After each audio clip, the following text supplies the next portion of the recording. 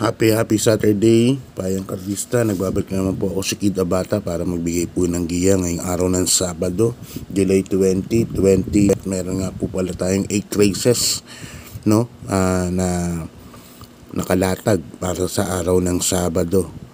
At mag-start po ang karera natin ng alas 3 ng hapon, regular schedule na po.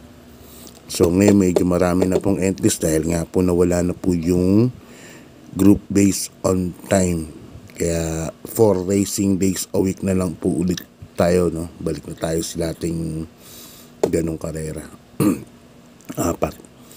So yun, bago ako mag-start, binabati ko po ng maligayang kaarawan. Happy birthday po SILD Benhar Abalos. Happy birthday po sa inyo, SILD Mayor Abalos. Yan. Start na po tayo, race number 1, Bayang Karlista. Umpisaw ng peak 5, first peak 5 from races 1 to 5. Isang rating based class 5 points, non-placers. Dito po sa race number 1, meron tayong 16 runners. Ang distansya nga po pala ng karera natin lahat is 1,400 meters, no, dahil nga weekend racing. First case ko rito, number 2, West Facol. Tingin ko medyo dehaldo pa to. Sa kini Apoy Asuncion. Yung West Facol, pag na-off the pace to o pinaremate, maganda po ang tinatakbo nito. Kaya dyan po ako lalagay. Ilang beses ko na po siyang nakita na ganun, late na pinaremate lang talaga. So maganda po ang tinatakbo. Kaya yan po ang first case ko, number 2, West Facol. Tingin ko medyo dihado na konti to, second case siguro. Tapos, ang second case ko naman yung number 6, Little Miss Saturday. Yung sa tingin ko malalamado. Hindi ko alam kung ganun pa rin po ang buti ni Little Miss Saturday. Pero, sa tingin ko siya malalamado yan. Kaya sa race number 1, ang pili number 2, West Facol. Second case ko, number 6, Little Miss Saturday. Okay, Bayang Karlista, lipat tayo sa race number 9 from races 2 to 8. Yan. Isang rating base class 4, 16 points to 21 points split group. Dito po, mayroon tayong 11 runners, no? First case ko po rito, number 3, I Under Oath. At sa ni Jackie JB Hernandez. I Under Oath, dalali nakaraan kay Karing Melody na tipid ang pacing niya, no? Hindi masyadong lumayo sa larga. Natipid ni Kelvin Abobo to eh. Kaya ganda ng tinakbo niya nun. Kaya dyan po ako as my first choice. Ngayon, JB Hernandez, magaling din sa di bandera. At alam naman natin ang ano yan. Wala na tayong hanapin kay JB Hernandez pag di bandera po ang kabayo. Ngayon, ang first choice ko, number 3, I Under Oath. Second choice ko, maglalagay yung number 9, AP Factor. Sasakyan ng Jackie RM de Los Santos. Itong kabayo na to, lagi pong nasa timbangan. So, pero ngayon, hindi na siya ganun kabilis. Pero napaparemati na lang, susunod na. Tapos maglalagay ang third case, number 7, Valued Friendship, BJ Guerra. Gamay ni BJ Guerra po yan, long shot din. Kaya dito sa race number 2, 397 po ako. Okay, Bayang Karlista, lipat na po tayo sa race number 3. Isang rating base class 5, 6 points to 10 points. Ang entries natin dito, 11, but 10 betting options lang kasi may couple entry po tayo na 5, no? Mount Amandiwing and Magnum Force. First case ko po rito, numero 6, Blue Thunder. Sasakyan ng Jackie Allison Pabilik. Last time tumakbo po ito, naiwan lang, no? Nasa numero 1 kasi yan eh. Yung time na yun, nainip siguro sa starting gate kaya naiwan. Pero kung nasabay siya nung time na yun, laki ng panalo niya po nun. Kaya ito, masabay lang po sa larga ito, malaki po ang panalo. Number 6, Blue Thunder. Lalagay on second case, number 8, Cash is King. Yan sa kanya John Paul Guse. Cash is King, medyo mababa na rin sa laban, no? Nasa ratings 10 na lang. Tapos maglalagay yung third choice yung number 9, Tough Feeling, sasakin ni Jackie Pamboy Ponce. Ay panalo ni Pamboy Ponce to sa isang GBT race, no, si Tough Feeling. At alam nyo naman ang stable na yan, nag-i-improve po yung mga takbo ng mga kabayan niya, no? Kaya hindi pwedeng mawalan. Kaya dito 6, 8, 9 ako para sa race number 3. Okay, bayang Karitsa, lipat na po tayo sa race number 4. Isang rating base class 5, 6 points to 10 points. Yan, umpisa ng second peak 5 naman from races 4 to 8. Dito medyo maraming entries, 12, no? 12 entries po ang entries natin para sa race number 4. First case ko po rito, numero 5, Maria's Legacy. Yan. NIU Junior po ang sasakay. Si Asyong, bigyan lang ng importansya to. Tingin ko medyo malaki po ang panalo niyan. Maria's Legacy. Tatandaan ko yun, maiden, gumawa ng 1.27, 1.8 yata yung sa 1400 meters.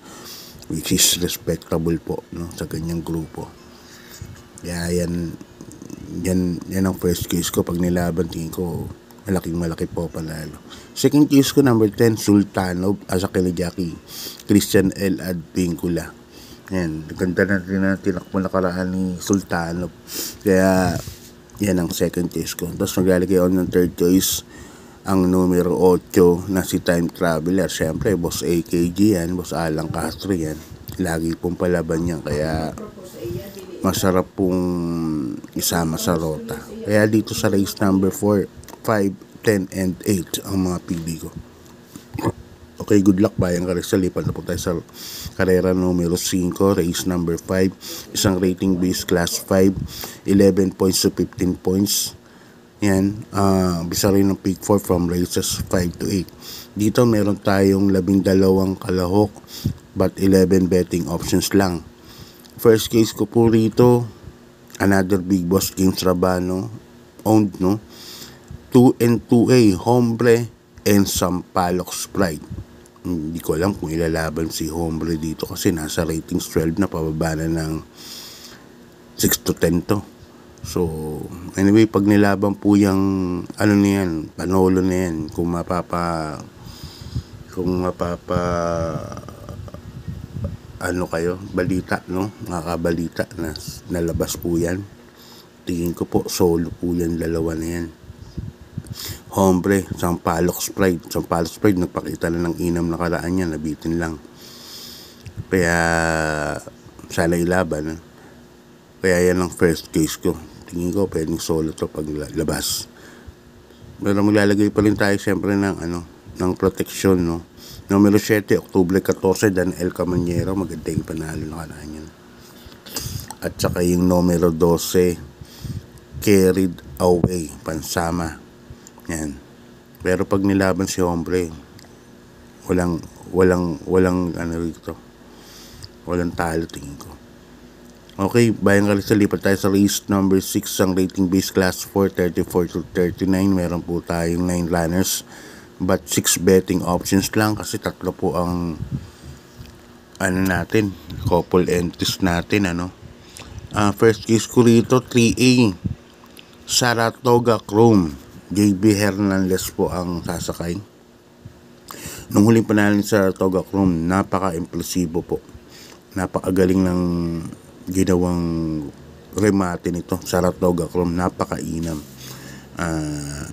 Impresibuhan po ako nung huling panalo niya, napaka-inam. Isang imported po ito na Saratoga Chrome. Kaya yan lang first case ko dyan. Baka nga isolohin ko na rin po, no. Yung Saratoga Chrome, napakalamang para sa akin, napakaganda ng tinakbo.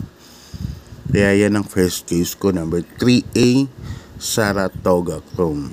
Protection, pumorkas, numero 6A, Batang Cabrera. Hasakin naman ni Apoy Asuncion. Ito naman si Batang Cabrera, gamay naman ni Apoy yan. Kaya napupunta pa sa number 7, no, na number sa stall. Kaya yan, Saratoga Chrome yan, medyo lamang yan. Okay, Bayang Kalista, lipat tayo sa penultimate race, rating base, class 4, 22 to 27. Dito may 10 runners tayo but 9 betting options lang. May couple entry po tayo, numero 5, Tugatog and Baba Boom. First case ko rito, another big boss, James Rabanos owned, no? Yung numero 7, Chocolate Thunder, Lablab Calieta po ang sasakay. Sana kaya dyan po ako napahinga pa. Mainam to pag napapahinga, magbalik. Kaya yan ang first case ko, number 7, Chocolate Thunder. Second choice ko, number 2, Charm Campaign. Yung bumaba na from 28 to 33, ngayon 27 points na lang siya. So ibang grouping. So yan ang second choice ko, number 2, Charm Campaign. May-ari na ni Mr. SILG, birthday man ngayon, Mayor Abalos. Yan, happy birthday po ulit. At third choice ko, number 1, Papa Umamaw, sa kay Jackie Boji Henson. Tingin ko wala namang mauuna rito kay Papa Umamaw. Okay, Bayang Kalista, lipat na po tayo sa last and final race number 8 sa 11 points to 15 points split group. Dito po meron tayong 12 runners but 11 betting options lang. Yan, another big boss, James owned na naman. Nako, eto pag nilaban lahat kabayan ng big boss yun, makakarami to. Number 3, Karing Melody, at sa kanyang Jackie Lablab Calieta. First case ko, nasigundo nga kay I Under Ocean. Nasalto lang, haba ng salto niyan ni Karing Melody, no? Ang haba lang ng salto, mga siguro 1 segundo yata na salto, 2 segundo halos. At nung bumalik si Asyong Uy nun, may sakay kay Karing Melody, mabalik si Karing Melody. Hindi na nakuha lumagpas kay I Under. Pero kung di na discratch sa ang haba ng salto niyan, pagsungaw ng fire turn, bali fire turn siya na salto. Ang haba po ng salto kahit panoorin niyo yung replay. So yan ang first case ko, number 3, Karing Melody. Pag nilaban, tingin ko lamang na lamang. Second choice ko, number 9, I Tell You, Mark Alvarez. Ito rin, inklusibo po, panalo kay Mark Alvarez, napakainam kay Mark. Third case ko, number 6, Static, sa ni Jackie Pabs Cabalejo. Yan, Bayang Kalista, hanggang dito na lang. Batiin ko ulit, happy birthday si SILG Mayor Abalos. Ayan, happy birthday po sa inyo, sir. At on the bad side naman, meron ako nababalitaan, no? Isang vlogger. Kilala niyo siguro.